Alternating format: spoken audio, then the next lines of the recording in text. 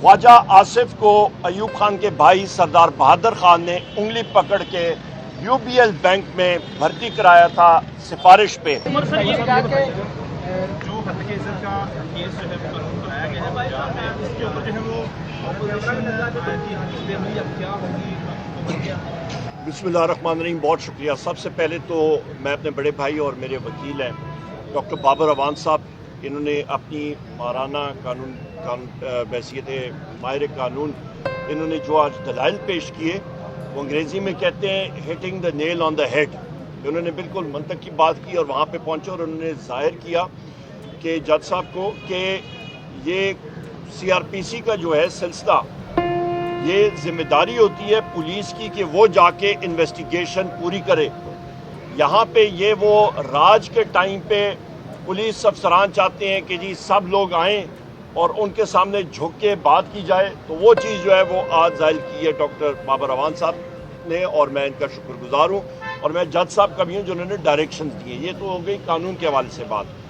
दूसरी बात कि हर जगह पे पहुँचने की बात, तो मेरे पास उड़न तश्ती तो नहीं है और मैंने कौमी असम्बली के फ्लोर पे भी कहा था कि दुनिया खोज लगा रही है अरबों डॉलर इस्तेमाल करके कि वो खलाई मखलूक की तख्लीक करे। हमें तो पीटीआई वालों को रोज़ाना खलाई मखलूक का टाकरा करना पड़ता है और वो वीगो डाले में हमें मिल जाती है। तीसरी अहम बात यह जनाब कि जहाँ तक आपने बात की है कि इस कानून के हवाले से मैं समझता हूँ ये काला कानून बनने जा रहा है।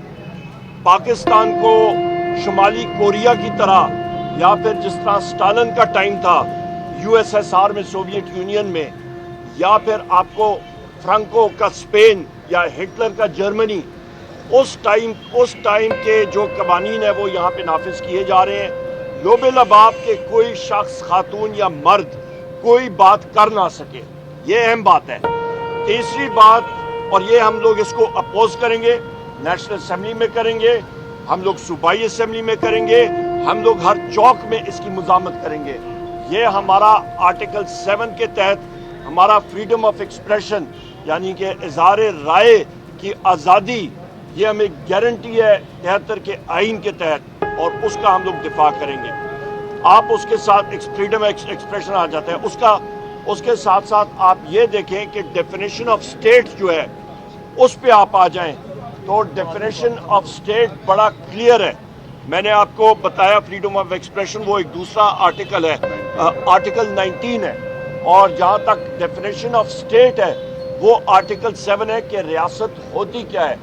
आपका जो स्टेट है या रियासत, उस पर आपका कौमी असम्बली है, आपकी सूबाई असम्बली है, आपकी फेडरल हुकूमत है, वफाक की हुकूमत है, आपकी सूबाई हुकूमतें हैं, आपकी तहसील म्यूनसिपल एडमिनिस्ट्रेशन है TMA, वो इदारे जो कि टैक्स या सेस नाफिज कर सकते हैं। आपने बात की कि दो इदारे आमने सामने, सिक्योरिटी इदारे वो स्टेट नहीं है, तो उनका आमने सामने होना आपके अदलिया के सामने वो जवाज ही नहीं बनता। अदलिया इदारा है, सिक्योरिटी इदारे स्टेट या कि आपके जो रियासत है उसका एक मतलब आप समझे टूल है, उसके औजार है। तो आमने सामने जो है वो मातहत चीज़ वो ऊपर सुपीरियर बॉडी के साथ आमना सामना टकराव नहीं कर सकती है आइन और कानून के मुताबिक। बहुत शुक्रिया। सर ये बता दीजिए कि पिछले दिनों जब आपने कौमी असम्बली में खिताब किया तो ख्वाजा आसिफ साहब ने आपको अपोज किया आपके दादा के हवाले से। आपने थ्रू आउट अपने पॉलिटिकल करियर में कभी भी अयूब खान साहब को डिसऑन नहीं किया, उनके माशाल्लाह को। क्या आप समझते हैं कि उन्होंने माशाल्लाह लगाकर मुल्क की जमहूरियत को नुकसान पहुंचाया था? जो कहने वाला है उससे आप सवाल करें कि नवाज शरीफ जनरल ज़ियाउल हक का तीसरा बेटा कहलाता है।